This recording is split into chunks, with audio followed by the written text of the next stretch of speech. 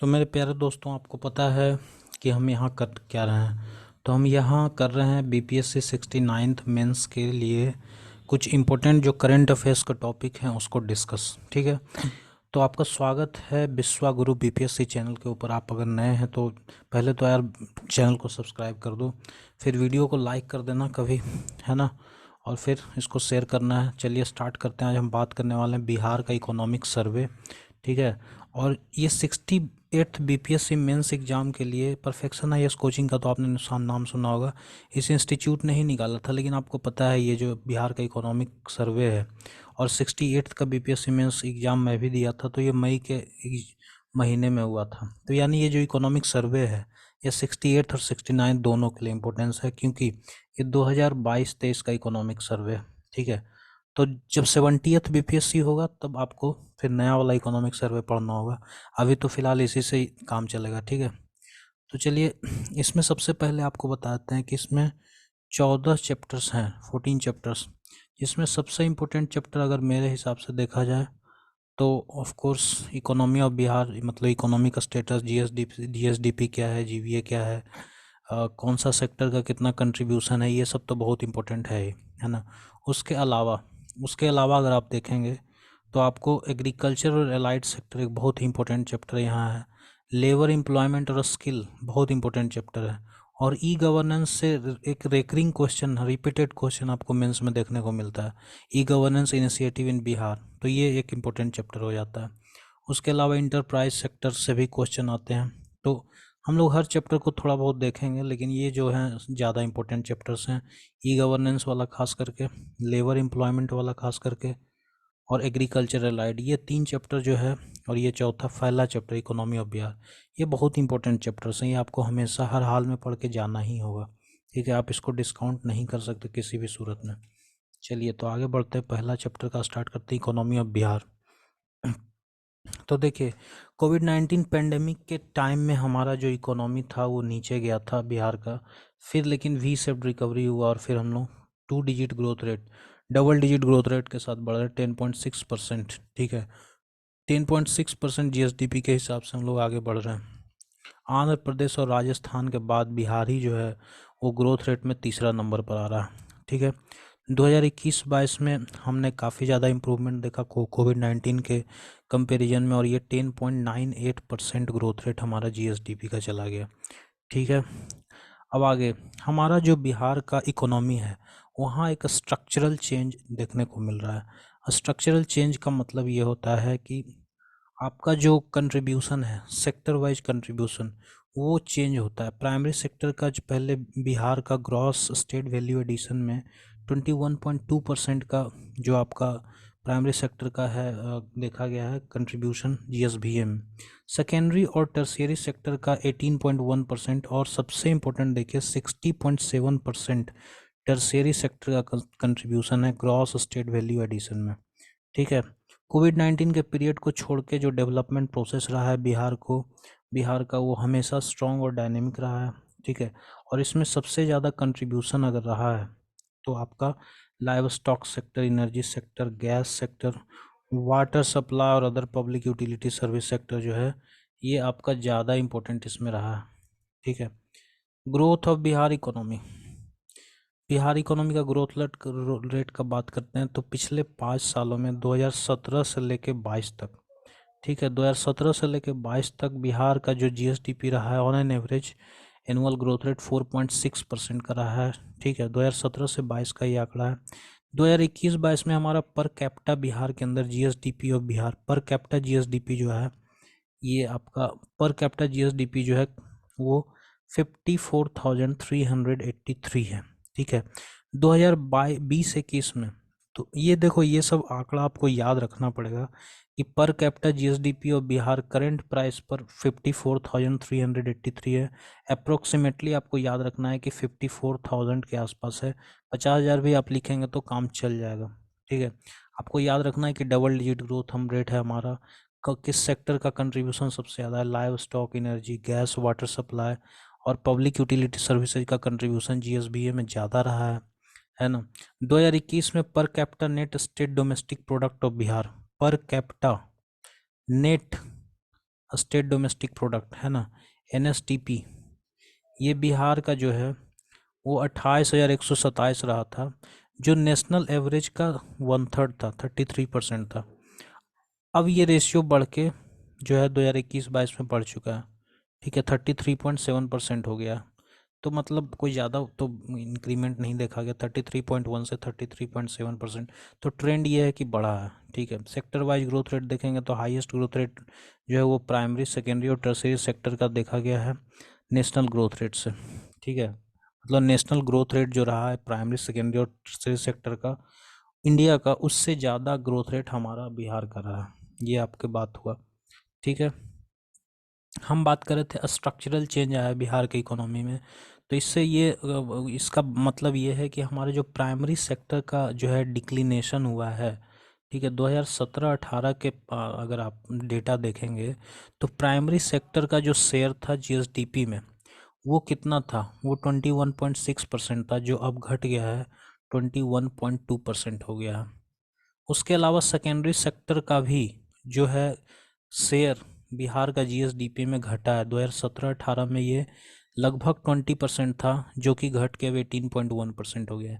तो याद क्या रखिएगा आप, ट्रेंड याद रखेंगे भाई, कि प्राइमरी सेक्टर और सेकेंडरी सेक्टर दोनों का कंट्रीब्यूशन बिहार के GSDP में घटा है। 2017-18 की तुलना में 2021-22 में घटा है, ठीक है।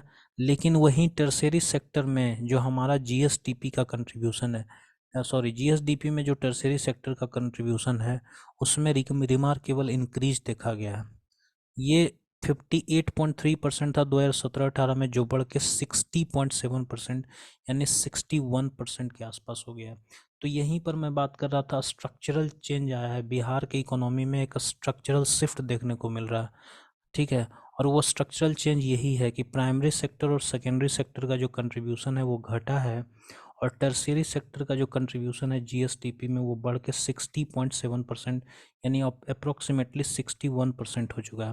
प्राइमरी सेक्टर का जहां कंट्रीब्यूशन 21.6 से 21.2% हुआ है, सेकेंड जो सेक्टर का कंट्रीब्यूशन था बिहार के GSDP में वो 20% से घट के 18.1% हो गया है। तो ये आपका स्ट्रक्चरल शिफ्ट आ रहा है बिहार के इकोनॉमी में, ये यहाँ से पता चलता है। रीजनल डिस्पेरिटी इन बिहार, बिहार में जो एक तरह से कह लीजिए कि रीजनल डिस्पेरिटी है, मतलब क्षेत्रीय जो असमानता आपको देखने को मिलती है, इसका भी एक आंकड़ा आपके पास है। बिहार इकोनॉमिक सर्वे से आप क्या लेते हैं, आपको आपको कुछ डेटा कलेक्ट करना है, कुछ गवर्नमेंट के नए प्रोग्राम्स या उसका परफॉर्मेंस आपको पता चल जाए इकोनॉमिक सर्वे से, यही देखते हैं लाइन बाय लाइन, हर चीज़ तो नहीं देखते हैं ना।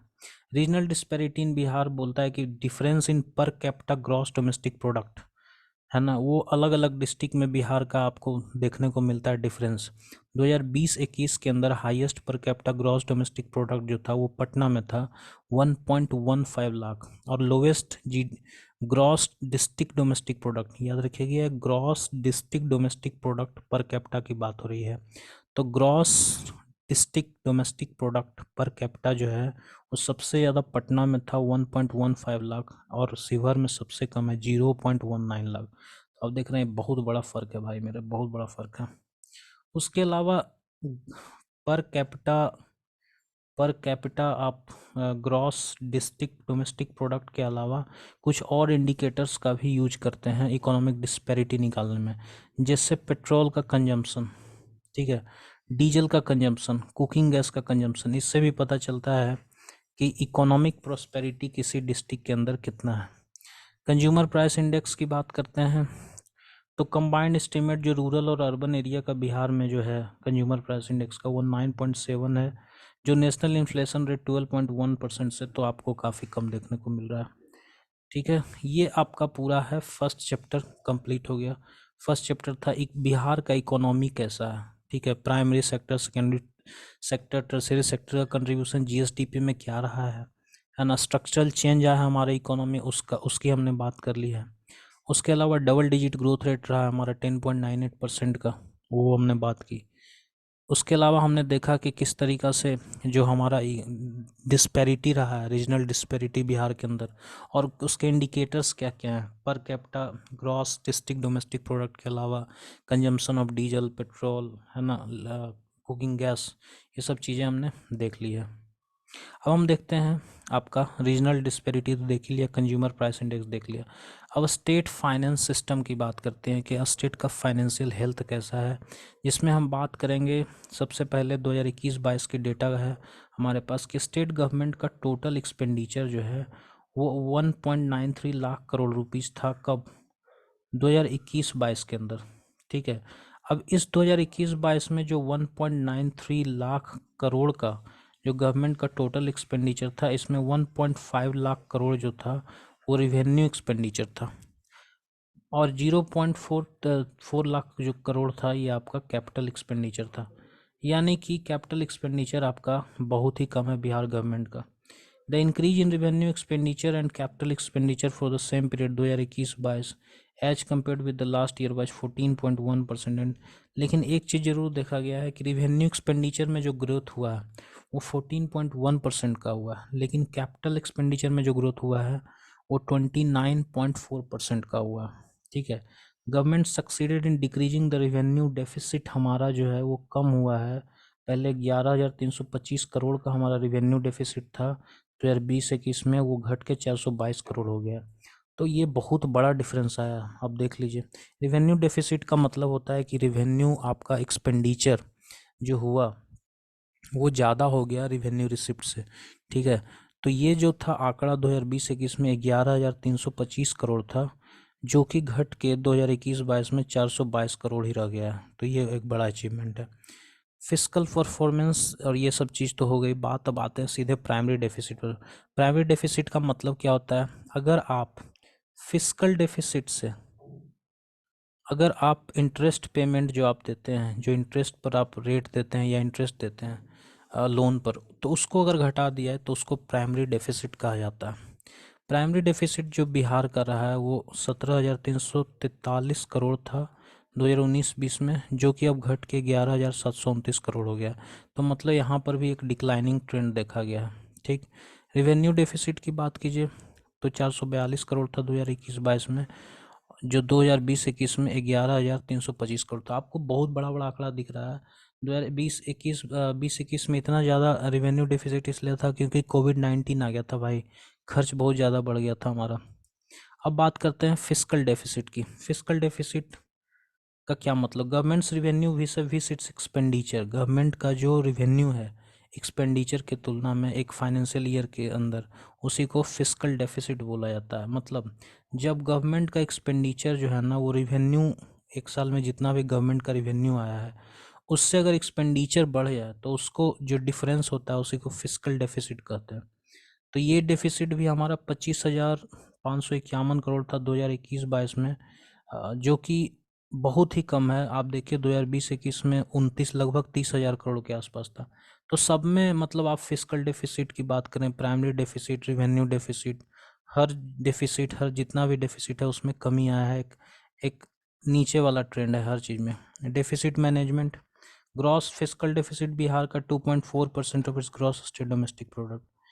ठीक है। और एडमिसिबल लिमिट आपको पता है FRBM एक्ट में 3% है। फिजिकल रिस्पॉन्सिबल बजट, ये आपका जो सेंट्रल गवर्नमेंट का FRBM एक्ट है ना 2003 का, तो उसमें जो फिजिकल डेफिसिट का टारगेट लिमिट सेट किया गया 3% है ना। और ग्रॉस फिजिकल डेफिसिट बिहार का 2.4% है, जो कि काफ़ी हेल्दी है। ठीक है। तो आपको याद क्या करना है? याद इसमें यही रखना है कि बिहार में हर चीज़ में एक एक डाउन ट्रेंड देखा गया है डेफिसिट के मामले में, है ना। रिवेन्यू डेफिसिट हमारा कम हुआ है, और प्राइमरी डेफिसिट कम हुआ है, रिवेन्यू डेफिसिट कम हुआ है, फिस्कल डेफिसिट कम हुआ है ना। तो डेफिसिट मैनेजमेंट हम अच्छा कर पा रहे हैं। ठीक है, ये बात। उसके अलावा रिसोर्स मैनेजमेंट की बात कर लेते हैं। Major source of India state revenue और state goods and services tax, ये आपका SGST जिसको बोलते हैं। उसके अलावा स्टाम्प और registration fee which showed A positive trend in the share of GSTP। Expenditure management में आप तीन तीन हेड है हमारा बिहार गवर्नमेंट का जो एक्सपेंडिचर है, एक जनरल सर्विस, सोशल सर्विस और तीसरा है इकोनॉमिक सर्विस। ठीक है। ठीक है, ये आपका सबसे इम्पोर्टेंट आपका जहाँ पर बिहार का पैसा जाता है। ठीक है। Percentage of government expenditure on various heads, capital expenditure हम 12.3% करें। देखिए कैपिटल एक्सपेंडिचर का मतलब होता है नया मशीन। आप कैपिटल एक्सपेंडिचर जब करते हैं तो वो आपको इकोनॉमी के अंदर क्या करता है, मल्टीप्लायर इफेक्ट का काम करता है। आपने एक मान लो कि फैक्ट्री आप एक चला रहे हैं, उसमें आप एक नया मशीन लाया है, तो ये मशीन आपको अगर 1 लाख रुपए का आपने लाया है तो ये आपको काफ़ी ज़्यादा आउटपुट देने वाला है। ये 4 लाख, 5 लाख, 6 लाख, 10 लाख का आउटपुट आपको देगा। तो ये मल्टीप्लायर इफेक्ट होता है, ये आपको हमेशा पैसा कमा के देगा। तो कैपिटल एक्सपेंडिचर अगर आपका बढ़ता है तो ये अच्छी बात होती है ना। जनरल सर्विसेज पर 25.3% खर्चा करते हैं, जो सबसे ज़्यादा है। उसके बाद जो है हमारा, सबसे ज़्यादा हम खर्चा कर रहे हैं सोशल सर्विसेज पर। उसके बाद हमारा है जनरल सर्विस आ रहा है, उसके बाद कैपिटल एक्सपेंडिचर आ रहा है। तो इस तरीक़ा से चल रहा है, ठीक है।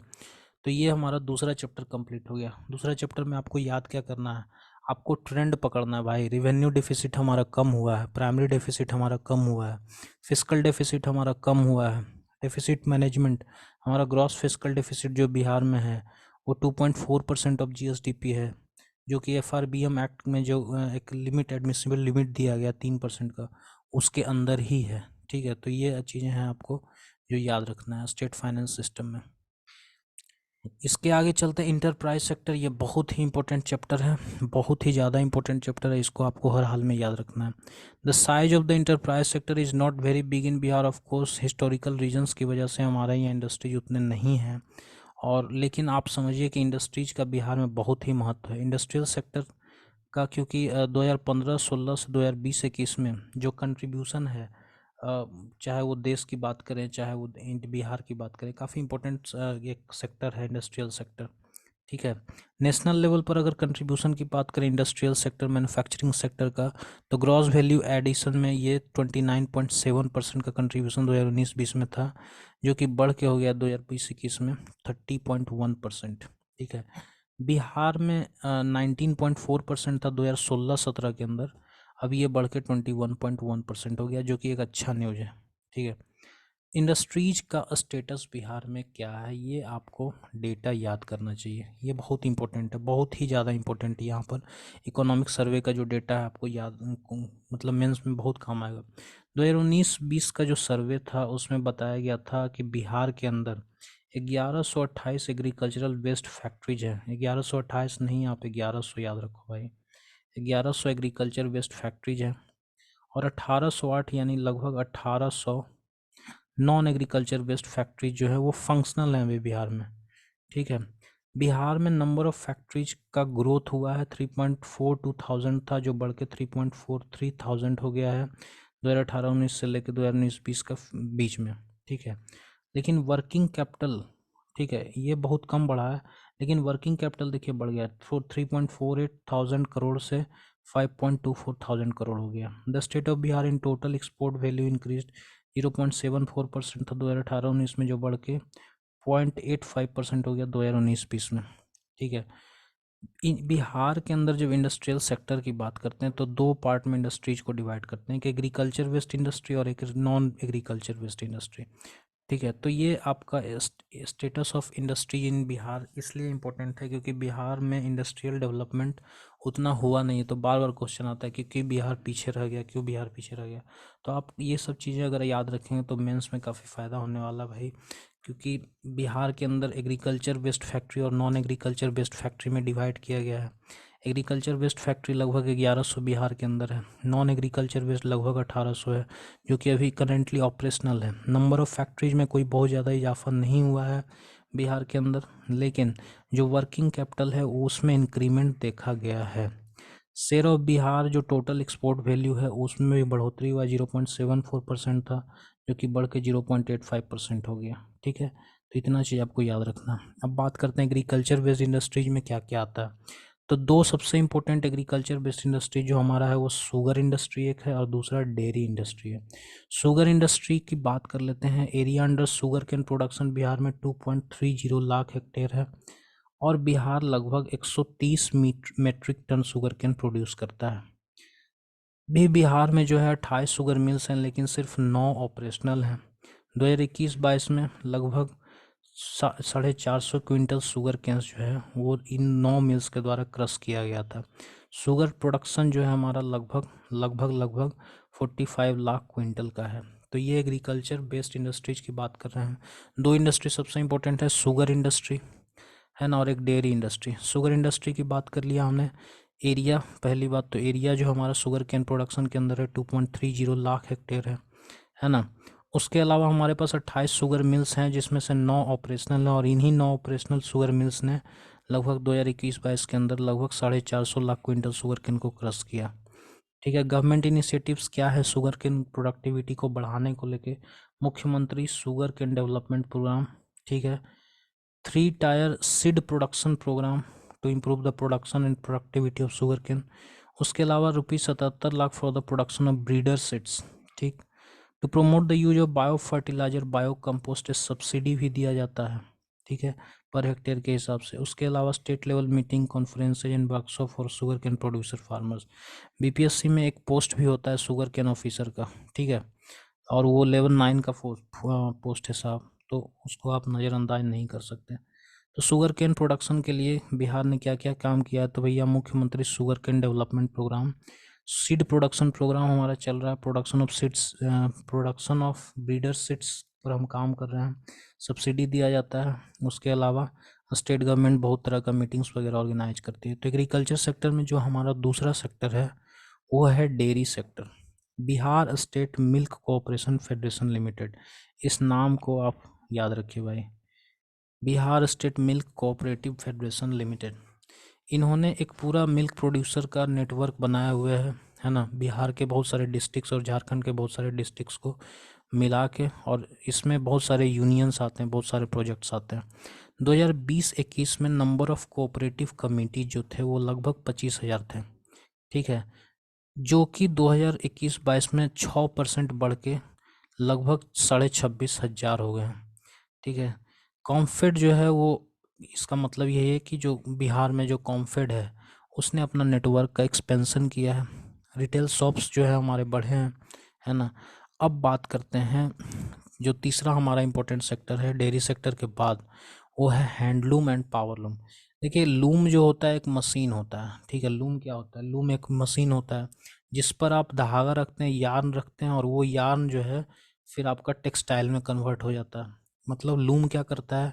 यार्न को टेक्सटाइल में कन्वर्ट करता है, जो कपड़ा हम बोलते हैं उसी कपड़ा का सारा कुछ बनता है, ठीक है। तो ये होता है लूम का काम। इसमें से एक जो होता है हैंडलूम होता है, दूसरा पावरलूम। हैंडलूम का मतलब है जो लूम हाथ से चलता है, जिसको हाथ से चलाया जाता है। पावरलूम का मतलब है जो लूम पावर से, इलेक्ट्रिसिटी से चलता है, ठीक है। स्टेट गवर्नमेंट ने Bihar industrial investment promotion 2022 launch किया था, Bihar industrial investment promotion policy 2022। अब इसमें इस पॉलिसी के अंदर क्या था कि जो वीवर कम्युनिटी का पोटेंशियल है उसको कैसे यूटिलाइज किया जाए, और उसको कैसे उसका use value chain addition, value chain को इन्हांस करने में, स्ट्रेंथन करने में किया जाए, ठीक है, और कैसे बिहार को एक इम्पोर्टेंट सेंटर बनाया जाए क्लॉथ और गारमेंट्स में। आप देखिए कि बिहार में 38 डिस्ट्रिक्ट्स हैं, 14 डिस्ट्रिक्ट्स ऐसे हैं जहाँ पर क्लॉथ और गारमेंट्स का प्रोडक्शन होता है, ठीक है।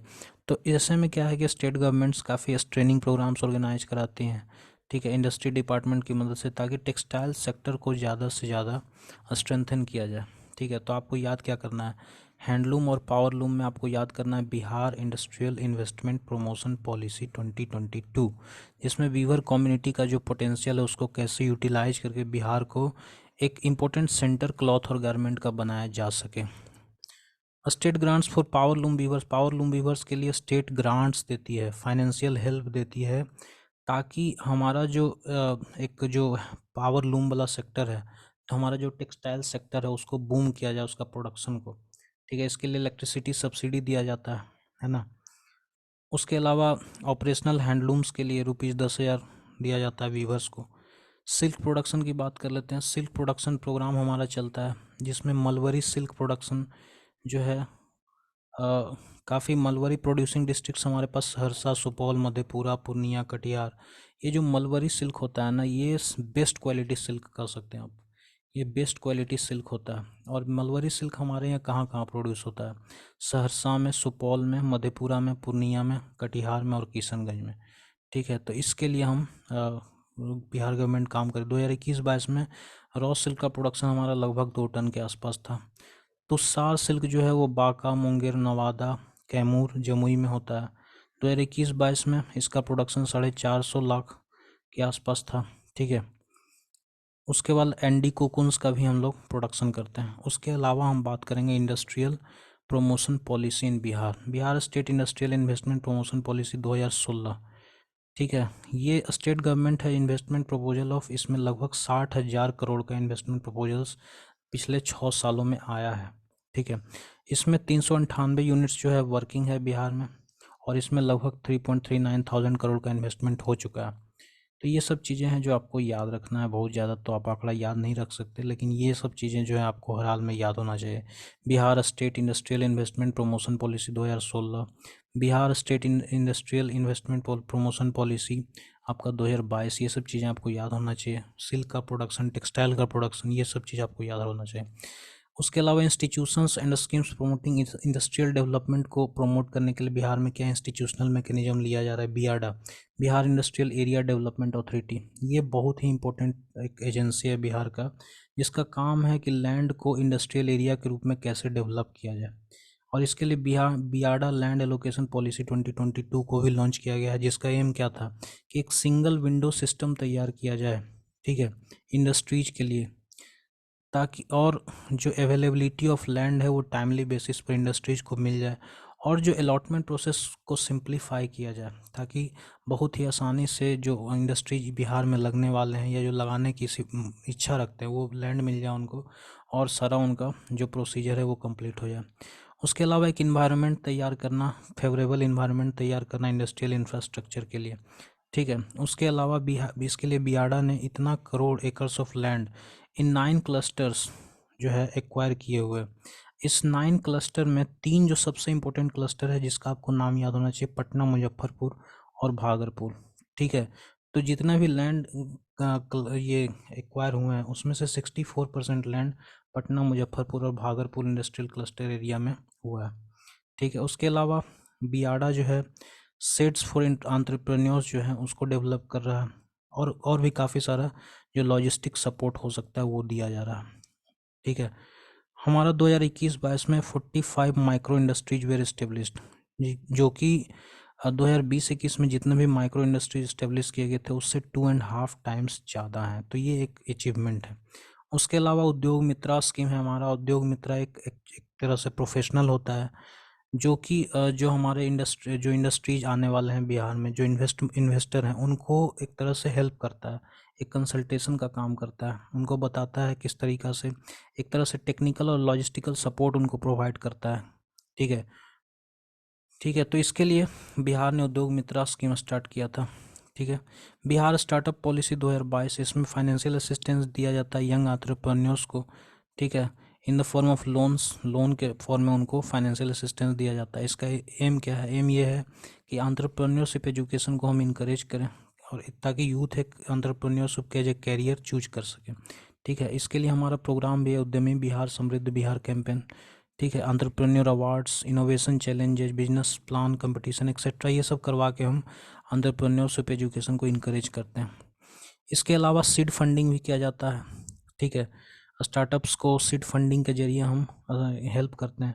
सीड फंडिंग का मतलब है कि आप एकदम बिल्कुल ही स्टार्ट ही कर रहे हैं जब स्टार्टअप, तो आपको इन्वेस्टमेंट मिलना, पैसा मिलना बहुत मुश्किल होता है। ऐसे में स्टेट गवर्नमेंट अगर सीड फंडिंग करती है तो इससे क्या होता है कि इंकरेजमेंट मिलता है स्टार्टअप को। ठीक है, उसके अलावा वायबिलिटी जो आपका है उसके मैचिंग से ग्रांट, वायबिलिटी का मतलब आपका एक्सपेक्टेशन क्या है। ठीक है, तो उसको मैच करने के लिए ग्रांट देती है गवर्नमेंट, आपका जो बिहार गवर्नमेंट है। उसके अलावा एंटरप्रेन्योरशिप डेवलपमेंट सेंटर्स भी जो हैं उसको डेवलप किए जा रहे हैं। एंटरप्रेन्योरशिप फैसिलिटेशन सेंटर्स जो है अवेयरनेस बढ़ाने के लिए डेवलप किए जा रहे हैं। One stop comprehensive portal startups के लिए एस्टेब्लिश किए जा रहे हैं। ठीक है, ताकि जो भी फाइनेंशियल सपोर्ट हो वो उनको मिल सके। Hassle free and time bound statutory clearance startups के लिए, इंस्टीट्यूशनल सपोर्ट स्टार्टअप्स के लिए। उसके अलावा एक इनिशियल सब्सिडी 10 लाख रुपए का एवरी स्टार्टअप को दिया जाएगा। ठीक है, तो ये सारा चीज़ आपको स्टार्टअप को लेके है। ठीक है, तो इस वीडियो के अंदर हम यहीं पर रुकेंगे क्योंकि ये वीडियो बहुत लंबा हो जाएगा। तो तो बाकी के जो हमारे हैं उसको हम सेकेंड पार्ट में करेंगे, ठीक है, Bihar agriculture investment promotion policy 2022 से। तो अभी के लिए इतना ही, आप लोग इसका रिवीजन कीजिए, इसका नोट्स बनाइए, ठीक है। तब तक के लिए थैंक यू, धन्यवाद।